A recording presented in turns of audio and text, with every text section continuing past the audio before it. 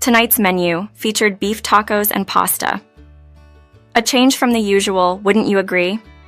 It seems like frozen meals have become a bit too frequent in our household. I can't help but feel it's a bit unfair, especially after a long day's work.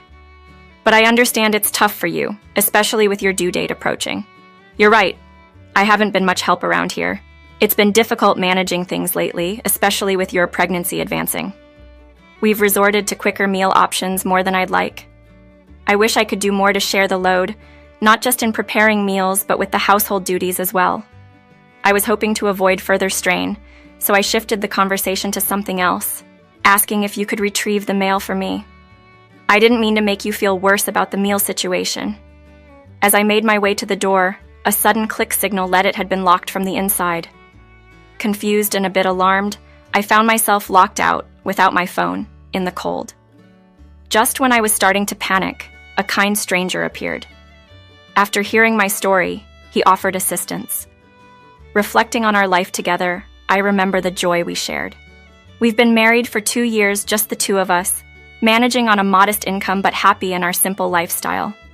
Our happiness doubled when we welcomed our baby into the world last month. Coming home with deli food tonight was a small gesture of care, especially considering how morning sickness has been more challenging for me than we anticipated. Pregnancy has been a journey of new experiences and challenges, far more intense than I'd heard from friends. Simple tasks have become daunting, yet your support has been unwavering, making me feel fortunate compared to some stories I've heard. Your understanding and assistance have been my strength through this unique time in our lives, reminding me of the bond we share and the resilience we have as a team. Tomorrow marks a special milestone, my in-laws' 27th wedding anniversary. Plans have been made to celebrate at their home, but I find myself in a bit of a predicament. The thought of enduring a 5-hour drive just doesn't sit well with me at the moment. My body has been through a lot lately, and I gently expressed my desire to possibly sit this one out. My husband reminded me of my consistent presence at family gatherings in the past, suggesting that attending his parents' significant celebration should be no different. I've always held his parents in high regard. They've been nothing but supportive and kind to us. From celebrating our pregnancy to assisting with our wedding expenses, their generosity knows no bounds. However, the severity of my morning sickness has made the idea of participating in their 50th anniversary gathering seem nearly impossible. Though my husband is aware of my discomfort, the physical experience of morning sickness is something he can't fully grasp. He seems insistent on my attendance, perhaps not fully understanding the toll it takes on me. Suggesting a visit on another day seemed like a reasonable compromise to me, hoping his mother would understand given the circumstances. Yet, the expectation to attend, compounded by the fact that my husband had already assured them of our presence, left me feeling cornered. He even advised me to downplay my sickness, which, while I understand his position, felt a bit insensitive to my current struggle. The thought of the long drive there and back, coupled with the potential stress, didn't bode well for my pregnancy. Nevertheless, wanting to avoid further tension, I agreed to go, armed with medication to mitigate the nausea. The morning of the trip, as anticipated, was rough, but the medication offered some relief. I braced myself for the day ahead, hopeful that I could make it through for the sake of family unity. As we neared their home, the worsening road conditions did no favors for my nausea. The extended travel time due to weekend traffic only added to my discomfort. Upon arrival, I gathered myself as best I could before face everyone. To my surprise, my mother-in-law immediately expressed her understanding of my condition. She reassured me that it would have been perfectly acceptable for my husband to attend on his own, given my health. Her empathy and understanding, likely rooted in her own experiences, made me question the necessity of my presence. In that moment, I felt a blend of relief and slight frustration, wishing this understanding had been communicated earlier. Nonetheless, her concern and the warm welcome somewhat eased the discomfort of the journey, reminding me of the importance of family and the shared compassion that often goes unspoken. Having already made the journey, expressing my grievances to my husband at that point seemed futile. After all, the day was meant to celebrate his parents' 50th anniversary, not to highlight my discomfort, despite my best efforts to blend into the background. Maintaining composure throughout the day was both physically and mentally draining. By the evening, my exhaustion was palpable. Yet I refrained from resting in the car to avoid seeming inattentive to my husband, who was driving. His observation of my apparent disinterest struck a chord. I had not intended to come across as uninterested. Fatigue had simply taken its toll. My mother-in-law's considerate acknowledgement of our late departure only underscored my wish for more empathy from my husband regarding my condition. Navigating the day with morning sickness and without complaint, I had hoped for a simple inquiry into my well-being during our drive home, a gesture that would have meant a great deal. Instead, my efforts seemed overlooked, my feelings unacknowledged. Raising any issue felt like it would only escalate tensions, especially when the focus seemed to be solely on how I appeared to others rather than my well-being. Following what felt like a lecture from him, silence enveloped our journey back. The tension was palpable, making the hours stretch longer. We arrived home after 9 p.m., both undoubtedly weary from the day's events. Drained, I collapsed onto the couch, barely managing to keep my eyes open. Just as I was contemplating the energy to change for bed, my husband remarked on the absence of beer in the fridge, implying it was my responsibility to restock. His request for me to go out and purchase more at that late hour, after a day riddled with nausea and fatigue, felt almost cruel. This recent behavior painted a stark contrast to the care and consideration he had shown at the beginning of our marriage. The day's events and his ensuing demands left me feeling not only physically drained, but emotionally neglected, pondering the shift in his attentiveness and compassion towards me. I never expected things to reach this point. His mood had been off in the car, and I sensed that any refusal on my part would only escalate his irritation. But truly, I was at my breaking point. The idea of trekking to the convenience store to fetch beer at such a late hour, after a day marred by morning sickness, seemed absurd. Despite expressing my exhaustion and the toll the day had taken on me multiple times, he dismissed my concerns as trivial, insisting on having his beer before he finished his bath, or else he'd be infuriated. The stern look he gave me, full of expectation, left no room for negotiation. Once he retreated to the bathroom, a wave of frustration overwhelmed me, leading to a moment of physical venting on the couch. Resigned to the idea that this would be my final task of the night, I made a quick trip to the store, hoping to avoid any further conflict. Upon returning, I managed to get the beers in the fridge and made my way to bed before he emerged from his bath. The exhaustion was so profound that I fell asleep instantly, almost collapsing into unconsciousness from the sheer fatigue. Surprisingly, I found a moment of pride in my ability to push through the day's demands. The next morning, while he slept in, I awoke feeling slightly better than the day before, though morning sickness still lingered. Seizing a moment of relative wellness, I tackled most of the household chores, reflecting on how much heavier each task felt as my pregnancy progressed. The supportive partner I once knew seemed to have vanished, replaced by someone who seemed more critical than caring. Despite my efforts to keep up with everything and avoid his complaints, the emotional and physical toll was undeniable. Now, in the final month of my pregnancy, the anticipation of meeting our baby brings a glimmer of hope and excitement, offering a reprieve from the challenges I've faced. This journey has been anything but easy, yet the thought of soon holding our child fills me with a sense of purpose and joy, overshadowing the difficult days behind me. Upon his late return home, conversation turned to the mundane. Dinner plans. Suggesting beef tacos and pasta, I tried to maintain a sense of normalcy, despite everything, focusing on the future and the arrival of our baby, a beacon of hope amidst the trials. Recently, I resorted to serving frozen meals I'd picked up from Costco, only to be met with dismay. Juggling pregnancy and household chores has maxed out my capacity, leaving me little room for cooking from scratch. I've silently wished for my husband to lend a hand with the chores, so I might allocate some energy towards preparing fresher meals. His frustration over chores, despite my limited cooking efforts, has only added to my stress.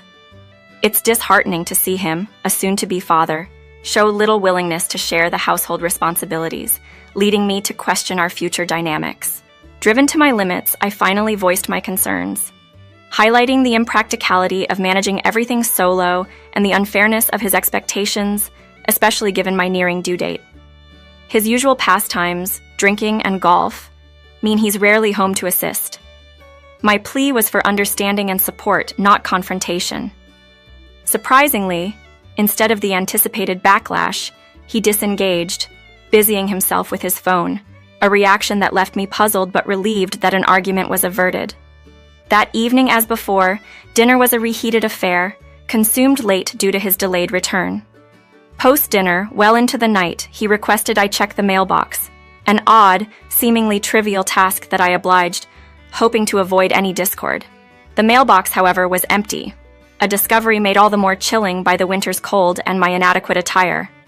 Upon attempting to re-enter our home, I found the door inexplicably locked from the inside. My calls for entry were met with silence, leading me to fear the worst.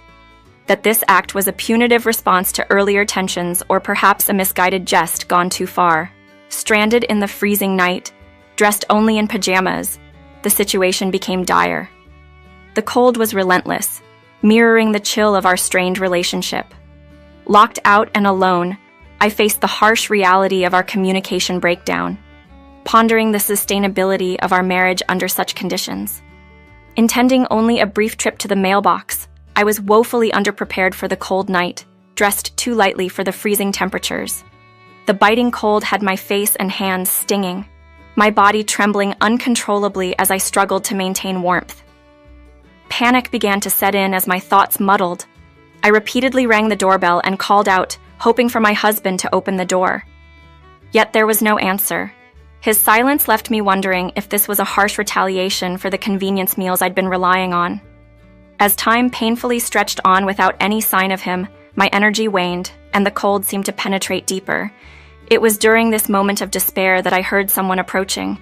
To my surprise, it was a bartender from a nearby establishment, someone I hadn't met due to his nocturnal schedule.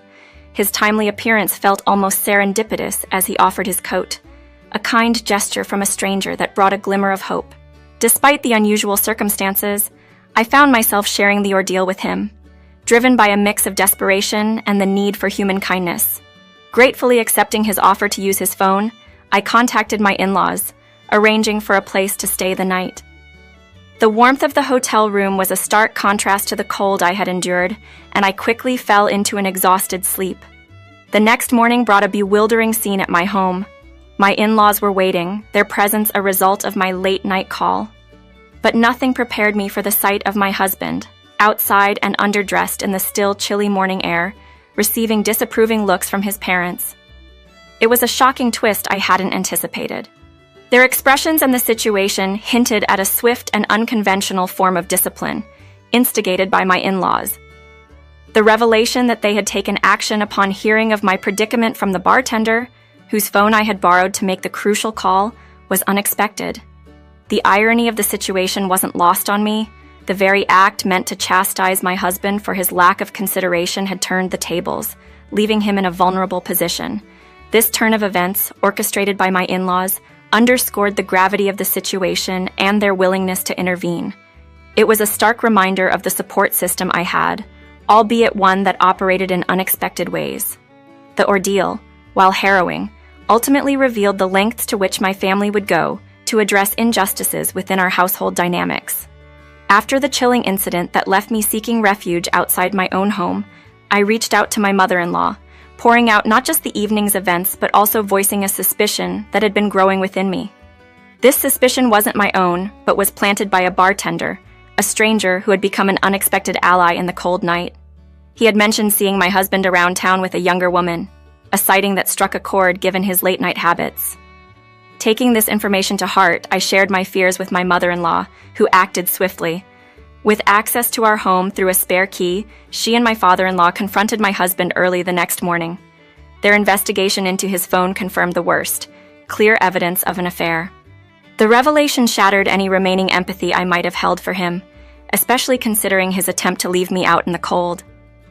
The irony of my husband, now the one shivering outside, didn't escape me. His infidelity, confirmed by the in-laws, turned my pity into resolve. Before this, I had never suspected him of being unfaithful. Our marriage, once filled with shared moments and trust, seemed a distant memory, especially now, as I faced pregnancy largely alone. Confronting him, I couldn't help but remark sarcastically about seeking warmth from his affair partner, noting his visibly distressed state. His suffering from the cold, however long it lasted, was a mere fraction of the betrayal I felt. And as he struggled for words, likely numbed by the cold, I declared my decision to divorce, unmoved by his misery. His reaction to the mention of divorce, pallor still from the cold, hinted at his fears, perhaps of the divorce itself or the financial implications. But at that moment, any concern for his well-being vanished, replaced by a determination to protect my interests and those of our unborn child. I made it clear that I intended to pursue not only a divorce, but also legal action for emotional damage, undeterred by his pleas for discussion. My father-in-law's stern intervention left my husband without recourse, emphasizing the gravity of his actions and their consequences. His desire to return to the warmth of our home was overshadowed by the looming threat of what lay ahead. This moment, although fraught with disappointment and betrayal, marked a turning point for me, as I resolved to move forward from the pain inflicted by his selfish actions, fortified by the support of my in-laws. With the resolution to turn a new chapter in my life, I moved back to my parents' home, leaving my estranged husband in the care of his parents. Observing his frail state did little to stir my sympathy, given his actions towards me.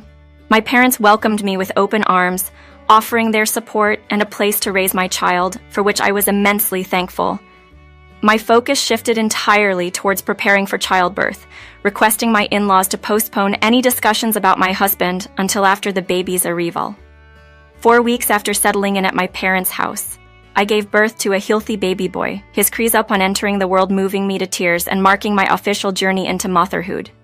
Over the next 5 months, I immersed myself in caring for my son, gradually adapting to our new life together. Eventually, I invited my in-laws to meet their grandson, under the agreement that my husband would not accompany them. Their joy upon holding him was evident, yet it was tinged with a sadness for what could have been a more joyous family milestone. During their visit, we also tackled the pending issue of alimony and child support.